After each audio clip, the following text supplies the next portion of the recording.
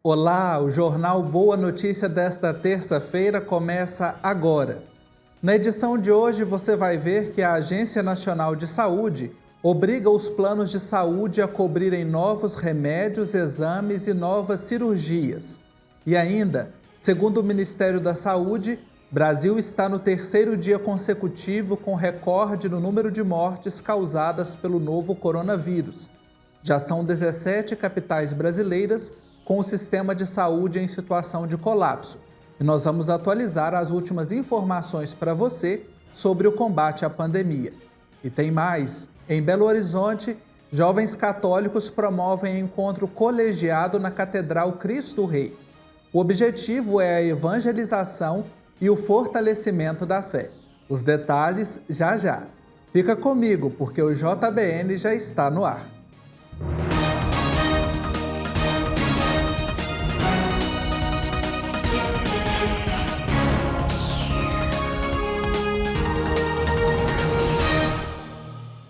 É muito bom estarmos juntos aqui na TV das Bênçãos do Pai nesta semana, em que a nossa colega Carol Matos está em teletrabalho, nesta medida necessária diante da pandemia.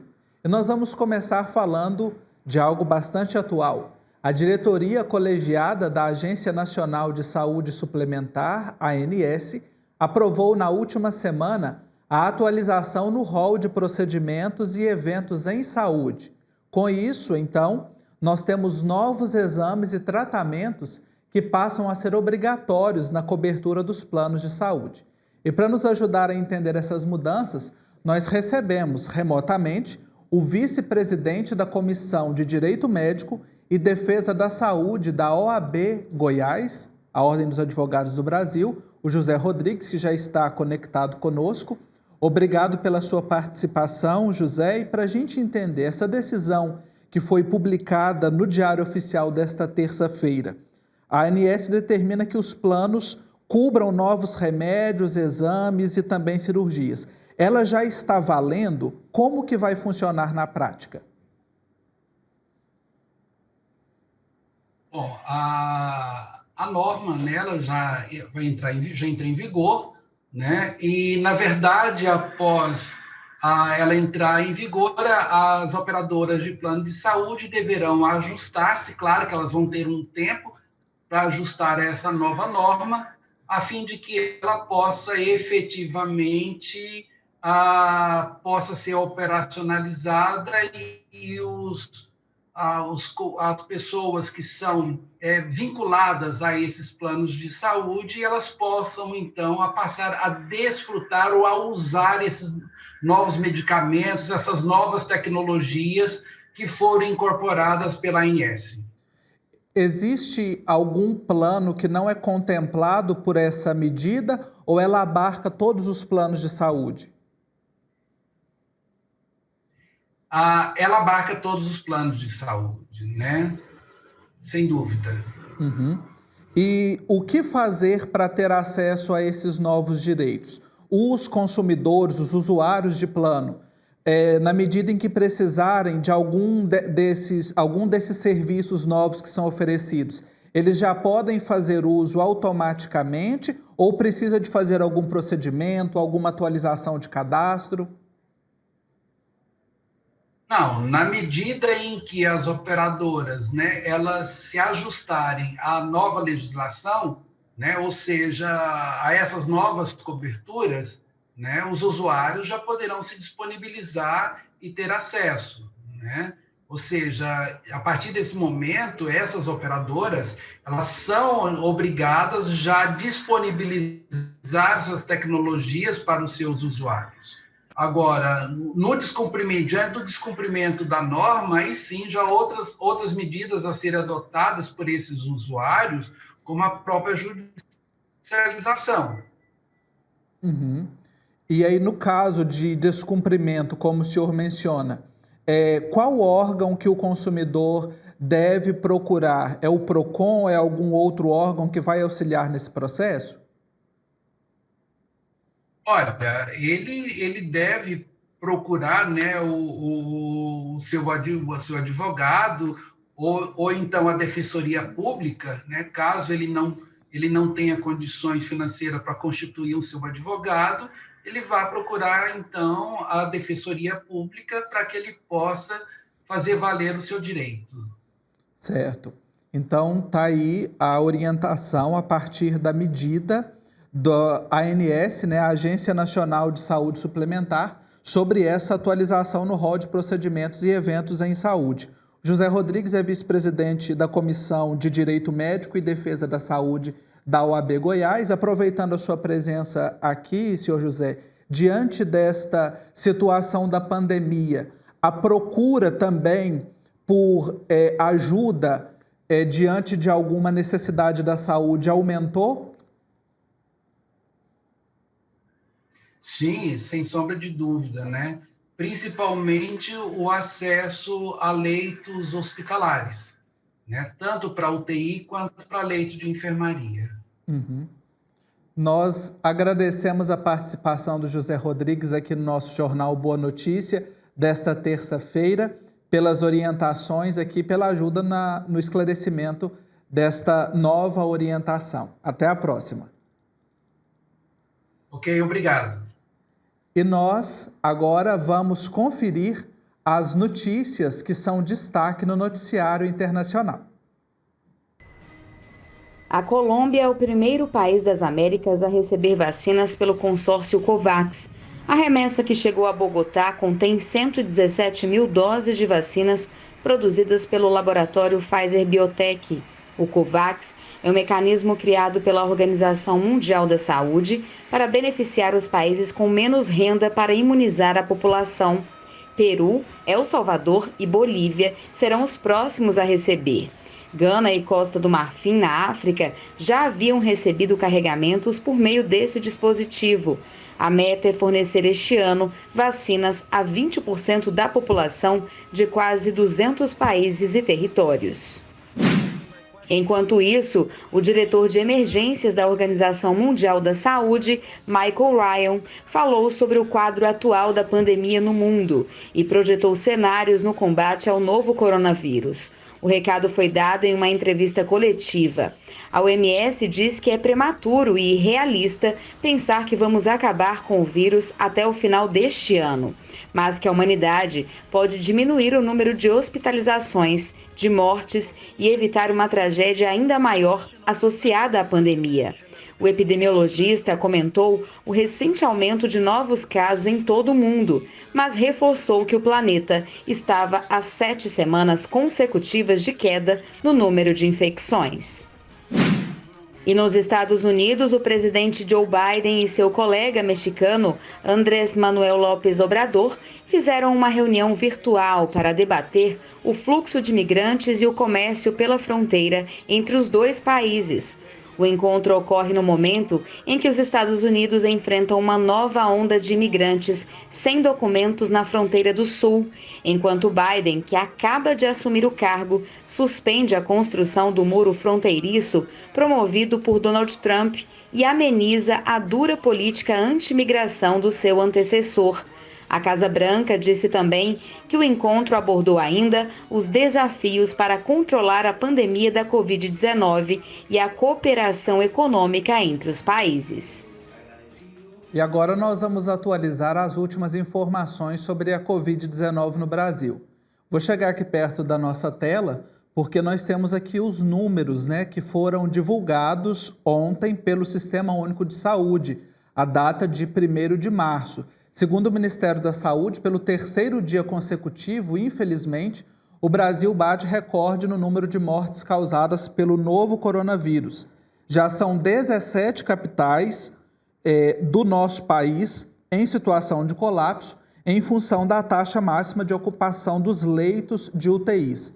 Nós tivemos, então, 35.742 novos casos, no acumulado, então, de 10.587.001 brasileiro, contaminado, infectado pela Covid-19. Tivemos um número de novas mortes de 778, totalizando 255.720 mortes no nosso país desde o início da pandemia. E trazemos também um total de 9.457.100 pessoas recuperadas. É importante a gente observar o número de novos casos, o número de mortes e também de pessoas recuperadas e tomar consciência de que a pandemia não acabou. Nós precisamos seguir as medidas sanitárias, o distanciamento, fazer todo o necessário, todo o preciso para este momento, para que a gente possa conter e os números não voltem a subir, os números não continuem subindo. É uma questão de consciência sua e minha, de todos nós. E agora vamos mudar de assunto, sair da Covid, e a gente fala sobre líderes jovens da região episcopal Nossa Senhora da Conceição, na Arquidiocese de Belo Horizonte, lá em Minas Gerais. Eles se reuniram em um encontro colegiado na Catedral Cristo Rei, com todos os cuidados de higiene e segurança por causa da pandemia. O encontro buscou o fortalecimento da evangelização e da fé. Vamos acompanhar. Os jovens têm energia, disposição para movimentar e papel importante na igreja.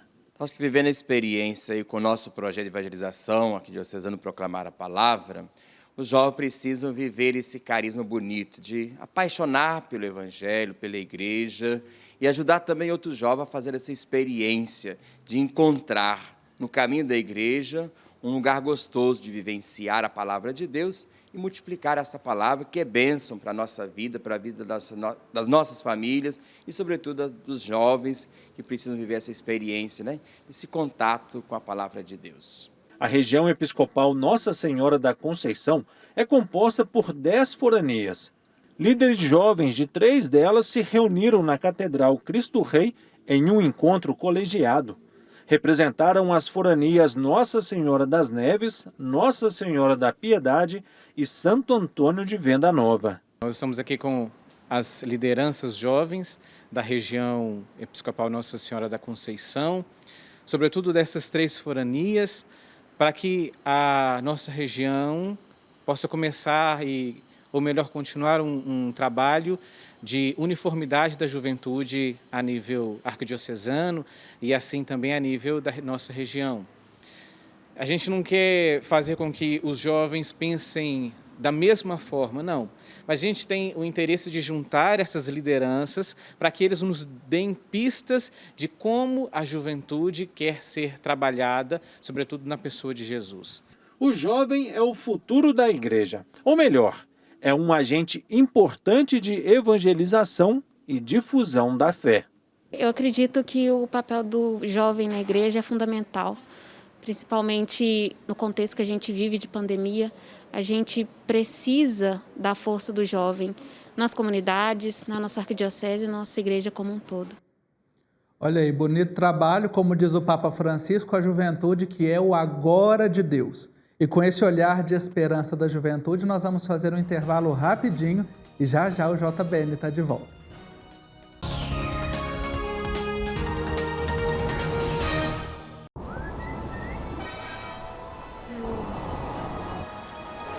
Oi para você que está aqui na Rede Paianeiro.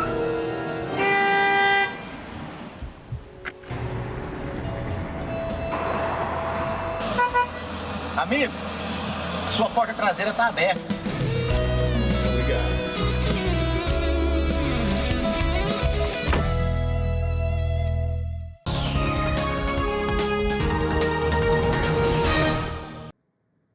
Estamos de volta com o seu jornal Boa Notícia desta terça-feira. Muito obrigado pela sua companhia.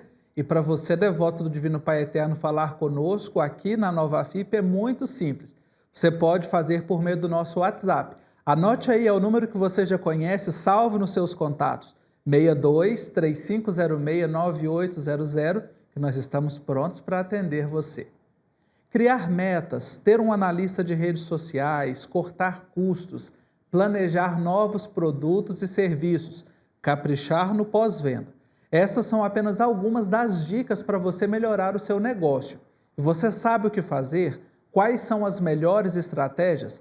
Esse é o assunto do comentário de hoje com o consultor empresarial Paulo Petrelli. Hoje eu tenho 4 dicas muito especiais para você que deseja inovar no seu negócio ou mesmo uma ideia que quer empreender, mas sem olhar para a concorrência. Será que isso é possível? Em 2004, 2 professores americanos, René Malbord e Sean Kim, eles lançaram um livro, A Estratégia do Oceano Azul, com o objetivo de ajudar as empresas a gerarem inovações, não apenas em produtos e serviços, mas no próprio modelo de negócio da empresa como um todo, sem olhar para a concorrência. Eles deram como exemplo o Cirque du Soleil, que em 1984, quando o Guy Laberté resolveu fundar o Cirque du Soleil, e para se você não sabe, ele era um artista de rua, de teatro e de mímica, baixou uma lei por vários países onde era proibido o uso de animal em circo. Os demais circos quase morreram porque não conseguiam sobreviver sem oferecer o animal como espetáculo. E esse artista ele teve uma ideia de fazer o homem imitar o comportamento do animal para criar os maiores espetáculos e shows do planeta Terra, levando o ser humano ao extremo dos seus movimentos, a fim de oferecer um novo tipo de show. Por outro lado, para a gente olhar para uma empresa tradicional, imagine que você quer criar uma rede de hamburgueria e todo o seu concorrente está utilizando ali o mesmo produto, o mesmo serviço, e o diferencial acaba sendo na qualidade da prestação de serviço. Como que você consegue, olhando para o que você eliminaria na sua empresa, o que você reduziria em termos de custo, processos, tempo, o que você aumentaria na oferta de valor e o que você criaria que a sua concorrência não está olhando para isso ainda. Imagina que você está ali num barco e você olha com uma lupa para o oceano e ele está todo vermelho, sangrento. Traduzindo isso para a nossa realidade, é o mercado, é a concorrência. Tubarões se degladiando, se matando, disputando o mesmo mercado. Como é que você consegue sair daquela situação e criar um oceano azul pouco explorado ou inexplorado ainda nesse cenário? Então, o que é que você consegue criar? Olhando para uma rede de hamburgueria, e aí pegando, por exemplo, uma das maiores redes que a gente tem no Brasil, a Madeiro, ele se diferenciou oferecendo, começando pelo pãozinho francês. Por que nenhuma rede de hamburgueria antes parou para pensar para oferecer um pão francês ao invés daquele pão de hambúrguer? Depois, ele produzia o próprio ingrediente, maionese, ketchup, o azeite, o vinagre, o sal, o hambúrguer. Se a gente olhar para outros setores também, né, olhando para a alimentação, se você pegar uma Burger King, quando ela entrou no Brasil, a estratégia deles foi oferecer um hambúrguer com sabor de churrasco que se adaptava à cultura do brasileiro. Então, já parou para pensar que é possível inovar no seu negócio sem olhar apenas para a oferta de um serviço melhor entregue? Ou seja, eu te ofereço isso no menor prazo, com melhor atendimento, mas inovar de uma forma que você muda a maneira pela qual aquele serviço é ofertado e percebido para o seu cliente? Então, faço uma sugestão de você ler o livro A Estratégia do Oceano Azul, olhando para essas 4 etapas. O que você eliminaria, o que você reduziria do seu modelo de negócio tradicional atual e o que você aumentaria na oferta de valor e você criaria no sentido de que a sua concorrência ainda nem está olhando para isso. Se você conseguir fazer isso, te garanto que é possível se inovar sem se preocupar com a sua concorrência no mercado. Olha aí, dicas importantes e que depois você pode rever no nosso canal do YouTube. O conteúdo vai estar disponível para você. Mas para a gente inovar, a gente precisa estar com a saúde em dia. Como é que está a saúde do seu coração, hein? Quando foi a última vez que você fez aquela bateria de exames? Melhor prevenir do que remediar depois, não é mesmo? E nós vamos ver agora uma matéria que o nosso repórter Tarek Cardoso, que ele conversou com um médico que alerta a importância do check-up cardiológico. Vamos ver. Neste tempo de pandemia da Covid-19, o cuidado com a saúde deve ser redobrado.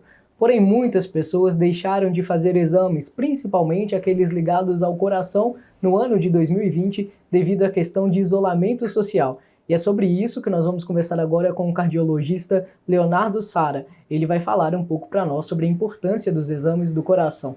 Olá, doutor Leonardo, muito obrigado pela participação do senhor. Como que o check-up, o cuidado com os exames de saúde do coração é importante nesse tempo de pandemia?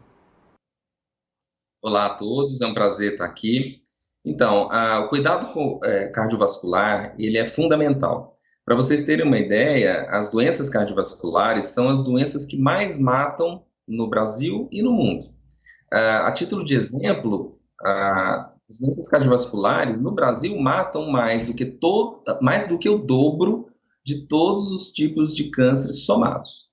Então, isso causa um impacto enorme na saúde pública, na saúde individual, portanto, é super importante a gente prestar atenção no nosso amigo do peito, no coração. E muitas das vezes, na verdade, na maioria das vezes, é uma doença silenciosa, né, em que a primeira manifestação dela já é o infarto, já é o AVC. Doutor, a gente fala até de algumas ocorrências de doenças causadas por problemas no coração, que a gente fala que foi fulminante, né? Que não tem, às vezes acha que não tem como prever essa situação. Os exames, o diagnóstico, estar frequente no médico, ajuda sim a prevenir? Com certeza, com certeza. Os exames e a avaliação clínica, seguida de exames bem indicados, são fundamentais, é um arsenal que o médico tem, fundamental para fazer essas duas coisas que são essenciais, que é a prevenção e a detecção precoce. Eu costumo também, de novo, comparar com câncer. É muito melhor você descobrir o câncer inicial, onde ele é só uma pinta, só um nódulo em que você pode curar, ou é melhor você já descobrir ele já com metástase, já espalhado pelo corpo.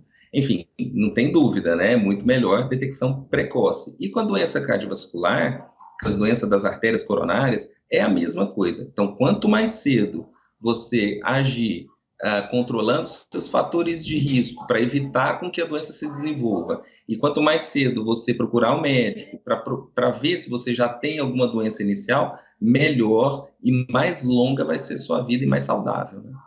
Doutor, a gente sabe que, infelizmente, muitas pessoas contraíram o vírus da Covid-19. Há cuidados especiais para o coração das pessoas que tiveram contato com o vírus? A Covid-19 é uma doença primariamente respiratória, né? É uma gripe. Só que a relação dela com o coração é muito íntima. Ela está muito relacionada com as doenças do coração, por alguns motivos. Primeiro, porque os pacientes que têm doenças cardíacas, como hipertensão, já tiveram infarto e etc., eles têm maior chance de desenvolver as formas graves da doença. Doutor, nesse tempo de pandemia, as pessoas estão ficando mais tempo em casa, né, sem exercer algumas atividades físicas, e nós sabemos que prática de esporte favorece também o cuidado com o coração. Quais são as dicas para as pessoas se cuidarem do coração delas estando em casa? Isso, essa é uma outra consequência que se observou em relação à saúde cardiovascular nesse tempo de pandemia. O que acontece? As pessoas estão se cuidando menos, estão fazendo menos atividade física, esse é um ponto. O segundo ponto é que os pacientes passaram a não procurar o médico para controlar as suas doenças. Por exemplo, o paciente que tem hipertensão, né, pressão alta, não está indo no médico para ver se o controle está bom. O paciente que tem diabetes também não está indo. O paciente que tem colesterol alto também não vai ver se a medicação está adequada. Então, o controle desses fatores está inadequado porque o paciente, por medo da Covid, o que é legítimo, também não está procurando o médico para controlar a sua doença de base, outras doenças que continuam existindo. Então, é fundamental, nesse tempo de pandemia, a gente prestar atenção na nossa saúde como um todo. E, sentindo alguma coisa, não hesitar de procurar o hospital. Isso aí, o cuidado da saúde que é tão importante para todos nós. E está na hora da participação redentorista aqui no Jornal Boa Notícia, e hoje a opinião é do irmão Diego Joaquim, diretor executivo de comunicação da Nova FIP. Olá, irmão Diego. Olá, Marcos Túlio, um abraço a você, sintonizado na TV Pai Eterno no Jornal Boa Notícia. Neste mês de março, completamos um ano de nossa convivência com a realidade da pandemia do novo coronavírus. Aqui no Brasil, como quase tudo, o problema só começou a ser sentido depois do Carnaval. Foi quando ocorreu o registro oficial do primeiro caso e só em março começaram as medidas de isolamento. Então, repito, um ano em que falamos das necessárias medidas de isolamento, do risco de colapso no sistema de saúde e da necessidade da vacinação. E um ano depois, como estamos? Boa parte da população continua relaxando nas medidas de isolamento e mesmo no cuidado pessoal, no uso da máscara, na higienização. Festas clandestinas e aglomerações acontecendo por aí num grande encontro da irresponsabilidade e do louvor à ignorância. Ao mesmo tempo, o colapso no sistema de saúde pública. Já vimos isso em tantas cidades desse país, com a ocupação de leitos de UTI chegando perto de 90% e com a falta de pessoal e de insumos básicos como máscaras, seringas e até oxigênio. Interessante que na Itália, o lockdown pode ser decretado quando a ocupação dos leitos de UTI chegam a 30%. Aqui no Brasil, passa de 90%, chega a 100% e a vida segue normalmente. Por fim, a necessidade da vacinação, que é a única forma no momento que temos de garantir o retorno à vida normal. Há uma cota grande de irresponsabilidade de boa parte da população no enfrentamento da pandemia, às vezes com motivos justos ou não. O direito ao trabalho, por exemplo, é algo que precisa ser considerado e respeitado, já que ele está diretamente ligado ao direito à vida. Mas as autoridades parecem até hoje perdidas e sem saber o que fazer.